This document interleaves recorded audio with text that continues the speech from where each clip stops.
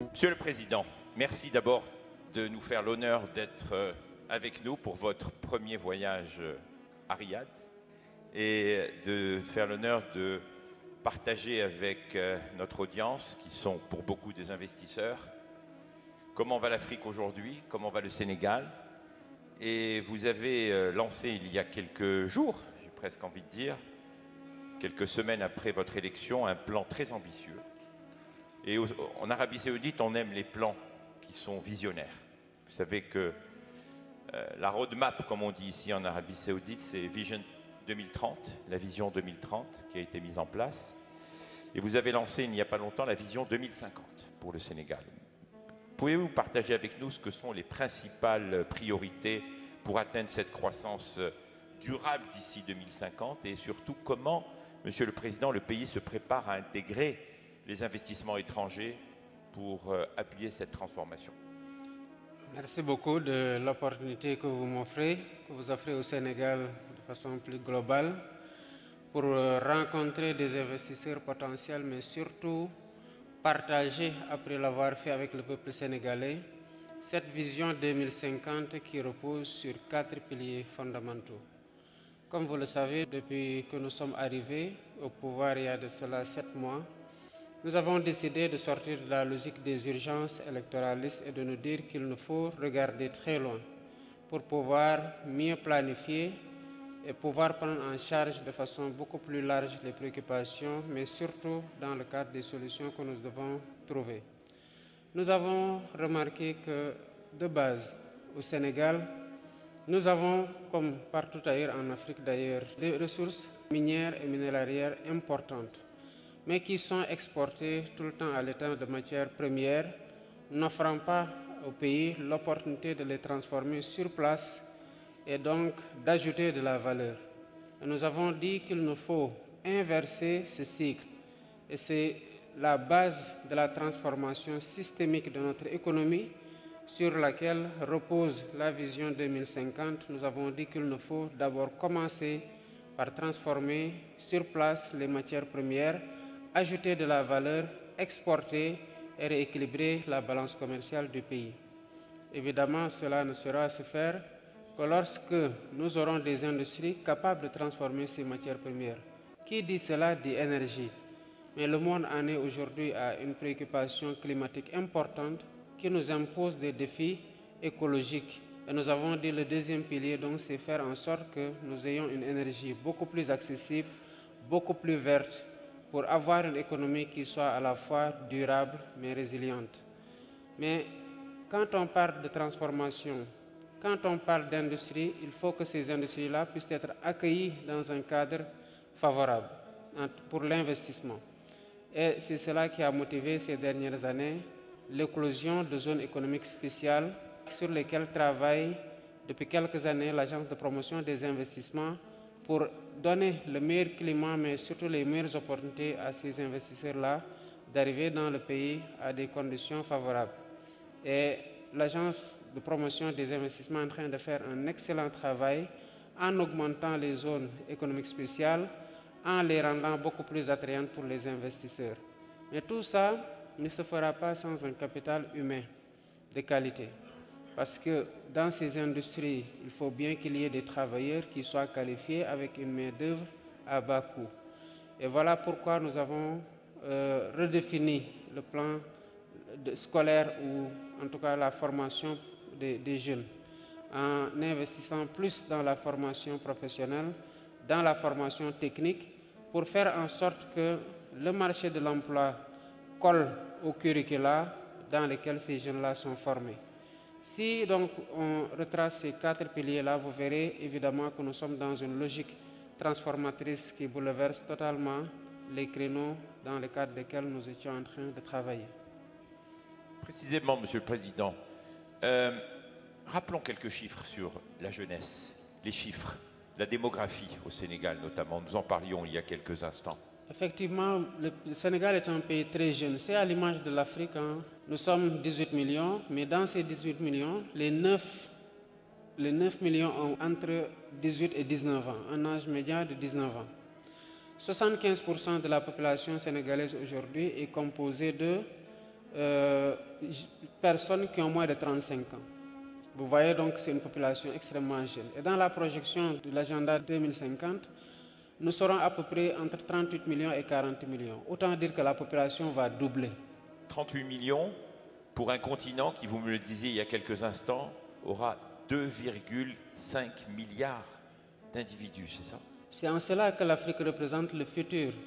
Parce qu'une population de 2 milliards 500 millions de personnes, avec autant de ressources, une jeunesse qui est ouverte aux technologies de l'information et de la communication, des leaders conscients qu'il faut qu'ils forment cette jeunesse-là pour que la main-d'œuvre soit qualifiée, un continent où tout est à bâtir sur le plan des défis énergétiques, des infrastructures.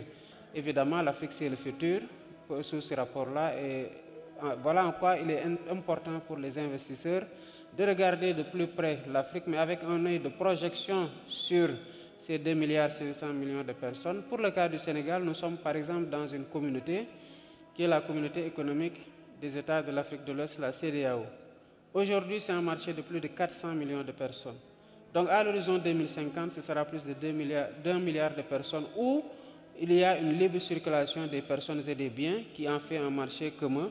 Et quand vous investissez par exemple dans un pays comme le Sénégal qui a une ouverture sur l'océan, qui a une stabilité politique, mais vous investissez sur un marché de près d'1 milliard de personnes à l'horizon 2050. Et 2050, c'est demain. On se rappelle tous du passage à l'an 2000, c'était hier. Donc, c'est bien de le souligner, Monsieur le Président. Dans le cadre, vous avez défini le cadre de la vision 2050. Est-ce qu'on peut être un peu plus spécifique sur comment vous allez diversifier votre économie et surtout quels sont les secteurs prioritaires pour nos investisseurs qui souhaiteraient investir au Sénégal en particulier? C'est en cela que vous voyez que tout est connecté. Quand on parle de diversification économique, nous parlions tout à l'heure de jeunesse. Qui parle de jeunesse aujourd'hui parle d'hyperconnectivité, d'attirance presque innée à ce que sont les nouvelles technologies de l'information et de la communication. Récemment, à l'Assemblée générale des Nations Unies, après l'Assemblée générale, je me suis rendu à la Silicon Valley. Pourquoi faire? Pour plaider et vendre un rêve que nous avons à cœur de réaliser dans les meilleurs délais d'un hub technologique au Sénégal dans le cadre d'un New Deal technologique.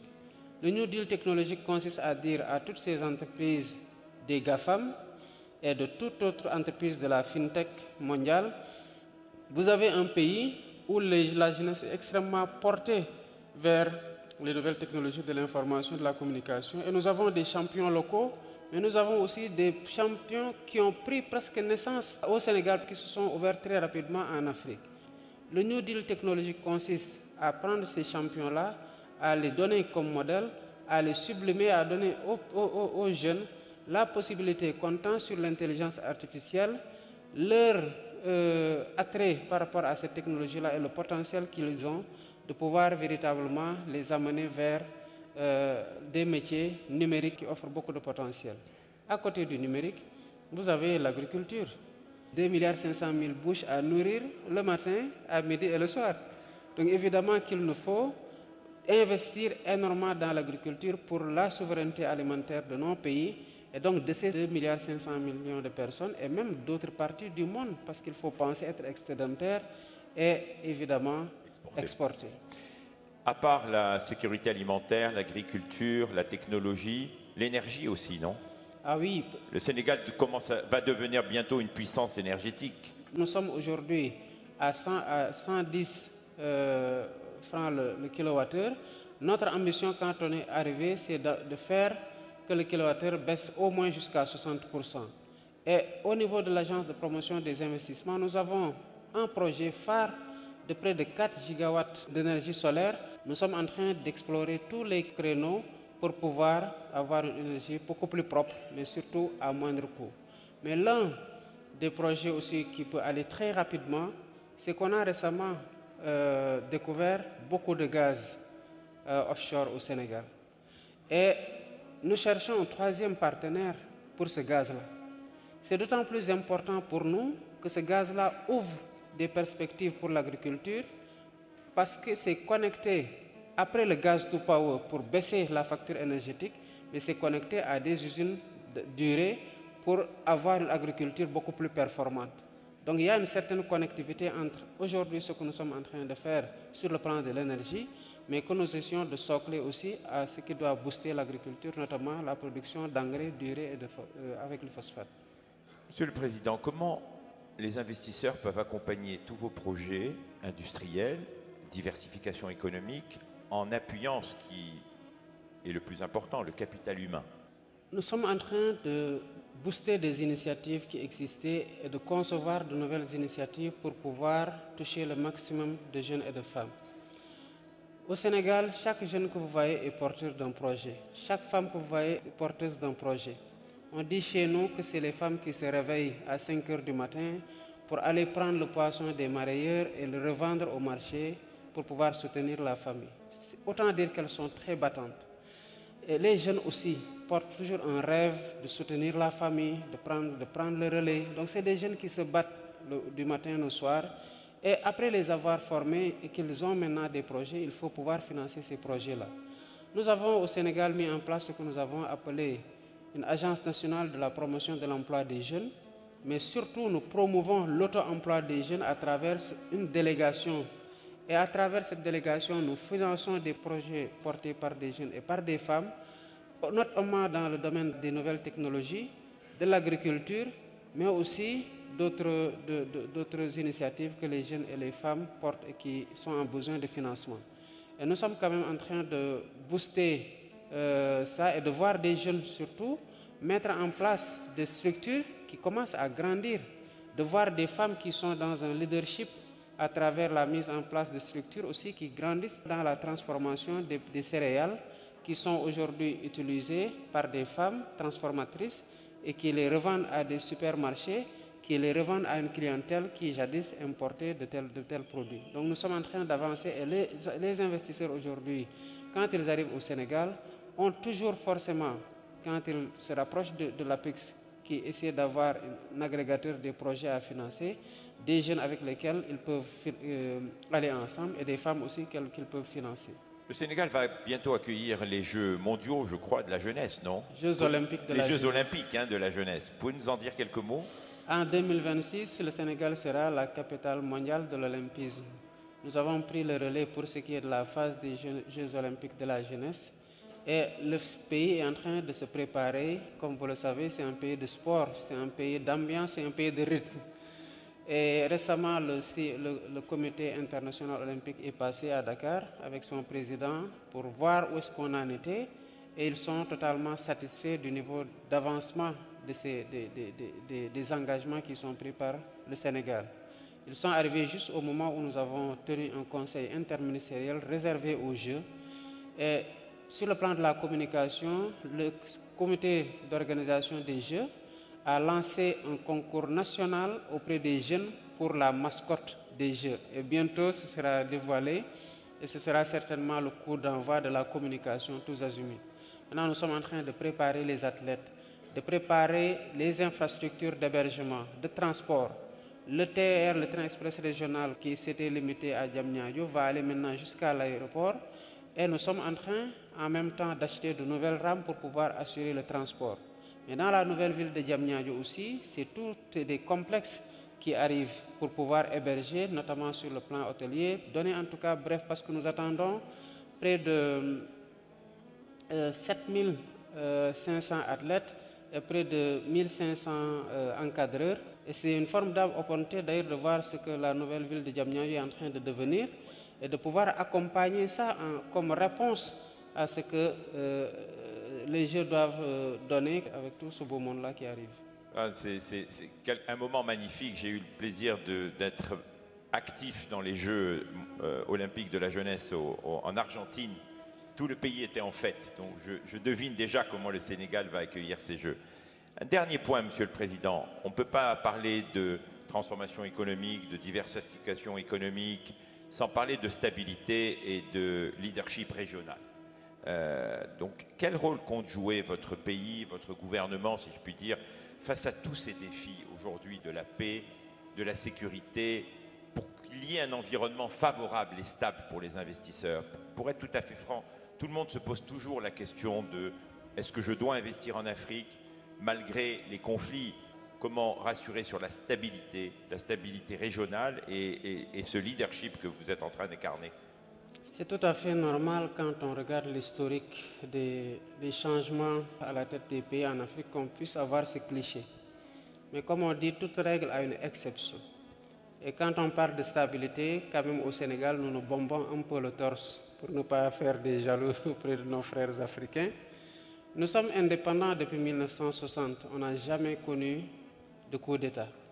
Et nous avons récemment connu 3 alternances démocratiques, des élections à l'issue desquelles les vaincus félicitent le vainqueur. Moi, par exemple, à 22 heures le jour de l'élection, presque 90% des autres candidats m'avaient déjà félicité à travers des posts Facebook. Ils m'avaient appelé directement.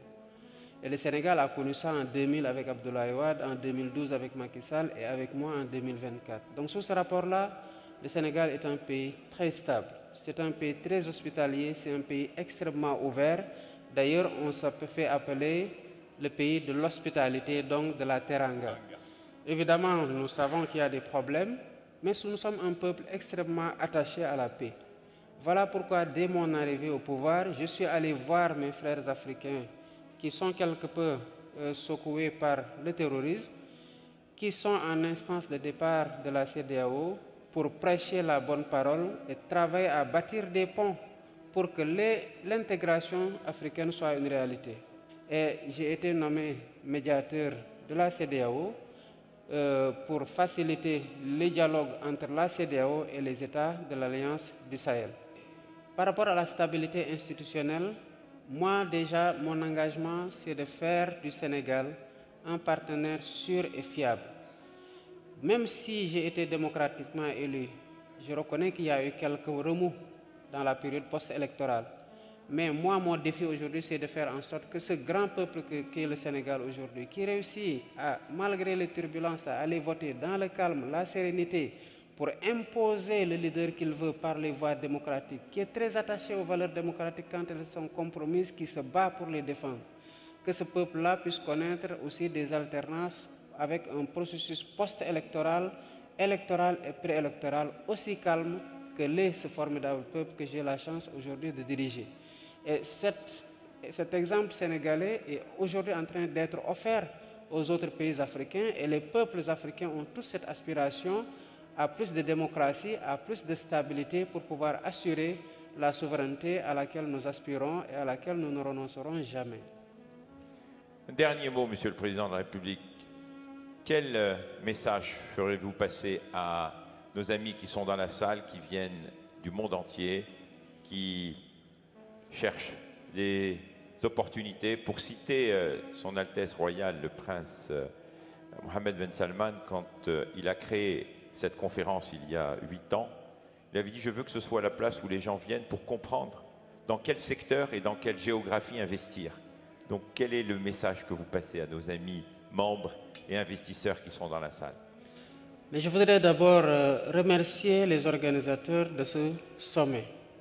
Et en premier lieu, le prince Mohammed Ben Salman, et à travers lui, formuler des prières pour les serviteurs des 2 mosquées. Vous féliciter en tant qu'organisateur pour cette tribune que vous offrez aux leaders et aux dirigeants. Je voudrais dire aux investisseurs dans la salle de regarder l'Afrique avec un autre œil. Aujourd'hui, en Afrique, c'est l'émergence de nouveaux dirigeants jeunes qui ont mal de voir ce retard que nous accusons sur tous les plans, qui ont mal de voir ce potentiel inexploité et qui ont envie de relever le défi et de faire naître un nouvel espoir qui va se matérialiser comme une réalité intangible en termes de qualité de vie améliorée par rapport à cette population qui l'attend de façon d'ailleurs tout à fait naturelle de ses dirigeants. Et l'Afrique, il faut la voir aujourd'hui, comment elle se réveille, quelles sont les ambitions qu'elle porte et surtout se projeter avec cette Afrique-là qui va forcément davantage de jour en jour se démocratiser, qui va forcément gagner en stabilité, mais qui est à bâtir sur le plan des infrastructures, sur le plan des défis énergétiques, sur le plan de la formation des jeunes, sur le plan des défis technologiques. et qui a une population qui avance, qui ne vieillit pas comme dans d'autres continents, une population qui est jeune. Donc venez investir en Afrique, il y a à faire avec nous, à bâtir avec nous dans le cadre d'un partenariat fécond et mutuellement gagnant. Abass Fall dellu na gannaaw ci propos yi nga xamante ni yëkkati woon na ko mu ngay regretter bu baax a baax li nga xamante ne moo xew gannaaw attaque li nga xamante ne moom mooy caravanam di nag jéggalu bu baax a baax di présenter ay excuse am askan bu Sénégal. Abass Fall ci fàttali moo nekk nag tête de liste bu coalition Pastef ci département bu Ndakaaru. beneen vidéo bu yees la def nag di jéggalu gannaaw kàddu yi nga xamante ne démb la ko yëkkati ba ñu attaqué li nga xamante ne moom mooy convoi ba ca diwaanu Mermoz mu nekk nag ay kàddu yoo xamante ne ex député bi lee daal na koy biiral déclaration bi mu defoon dafa juum te nag daal na xam ne dafa juum moom mi la nag nekkoon àndandoo ba Barthélémy Dias kàddu yooyu mu ngi koy jéggalu bu baax a baax nee na nag dafa meroon xolam moo tàngoon kàddu yi mu yëkkati ci saa si la daal di nag xam ne def na erreur ba tax na sax mu ngi jéggalu ay militangam waaye tamit mu ngay jéggalu askan bu Sénégal mu nekk nag ab sortie boo xamante ne def na ko gannaaw polémique bi nga xamante ne jot na juddu déclaration bu mujj bi nga xamante ne nag defoon na ko.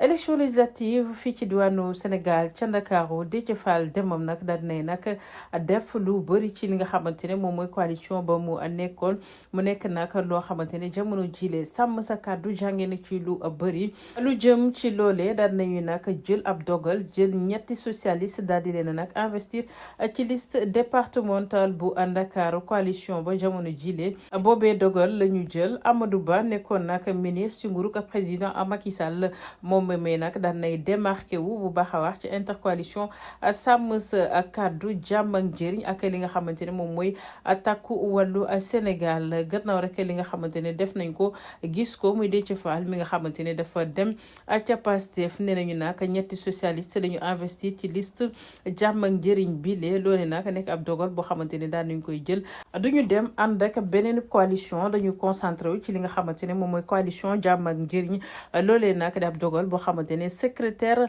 général bu parti socialiste bu PS bi lee daan na koy nag xamle jamono jilee nee nañu nag Jean Maty Sarr mu ko daal di xamle ci rajo Futur Média loolee di wane ni dañu bëgg nag construire yeneen génération future ci langue politique gi fii ci diwaanu Sénégal jot nañu yeesalaat li nga xamante ne moom mooy formation politique bi yeesalaat yenn instance politique fexe nag ba coalition boobee mal njëriñ ñi nga xamante ne ñoom ñoo askan bu Sénégal.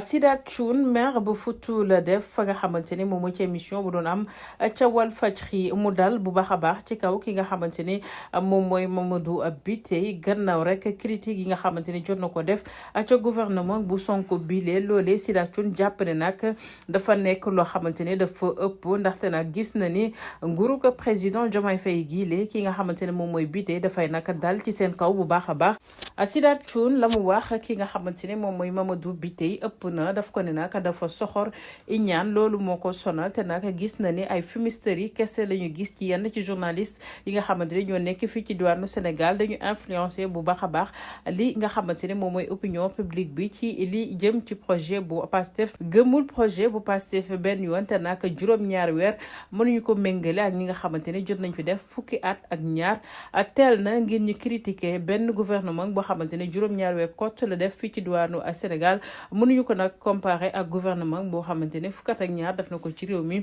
jafe-jafe yi bëri li nga xamante ne nag moom mooy ñaxtu yu bëri na lool loolee di tontu bu saf-sàpp bi nga xamante ne Sidath Thioune daal dina koy def Mamadou Bitèye di animateur fa nga xamante ne moom mooy ca Walfadjri lu jëm ci li nga xamante ne moom mooy wàllu tàggat yaram ñu wax ci li nga xamante ne moom mooy Ballon d'Or 2024 cérémonie bi nag tey ci altine ji lañu ko fas yéene amal adduna bi yëpp nag toog di xaar li nga xamante ne moom mooy bile cérémonie nga xamante ne nag ay kàngam yëngatu ci wàllu football ñoo fay àddaje nee nañ nag li nga xamante ne moo jëm ci favori ñu fësaloon journaliste italien bi nga xamante ne moom mooy Fabrizio Romano daal dinay nag fësal li nga xamante ne moo jëm ci mbir ya nee nañ nag Vinicius dootul remporter li nga xamante ne moom mooy Ballon d'Or atum 2024 presse espagnol bi daal nañu xëyee nag bile mauvaise nouvelle ci bésu tey bile keneen koo xamante ne njort nañ ne du jël raw gàddu bi ci li nga xamante ne mooy ca Ballon d'Or boobee jëm ci wàllum coaching di ki nga xamante ne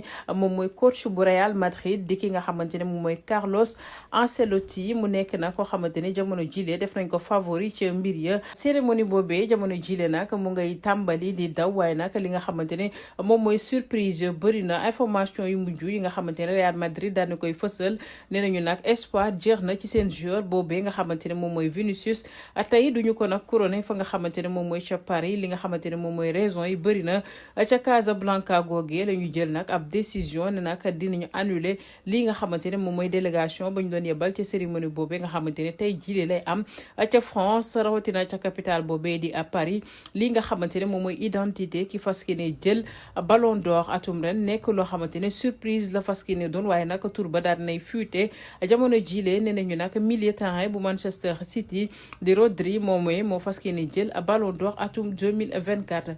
Carlos Ancelotti nee nañu nag du nekk meilleur coach de l'année jamono jile loole nag moo gën di jaxase xelu askan bi gannaaw rek li nga xamante ne jaloore yi mu def atum ren remporté li nga xamante ne moom mooy Liga ak Ligue des Champions ñu nag moom moomee duñu ko tabb atum ren mu nekk meilleur coach masculin fii nga xamante ne nag moom mooy ca Paris googee nga xamante ne fa la cérémonie bi di xewee ka ñu njoxti ne moo fas yéene nag remporté li nga xamante ne moom mooy titre boobee du kenn ku dul ki nga xamante ne moom mooy Luis de la Fuente mu nekk nag ab xibaar boo xamante ne journal bile di El Diario moo ko daal di xamle atum ren nominé yi nga xamante ne dem nañu ca li nga xamante ne moom mooy compétition boobee ñu mën cee tudd Carlos Ancelotti ak ki nga xamante ne moom mooy Luis de la Fuente nekk vainqueur ci Euro 2024 bile fa nga xamante ne moom mooy ca Espagne noonu nag ñoo nekk nominé waaye nag li nga xamante ne moom mooy xibaar daal dinay nag fuité lu ci mën a am cérémonie boobee ci bésu tey bile la ñu koy xaarandi mu nekk loo xamante ne mooy def actualité tey jile ci àdduna bi yëpp li nga xamante ne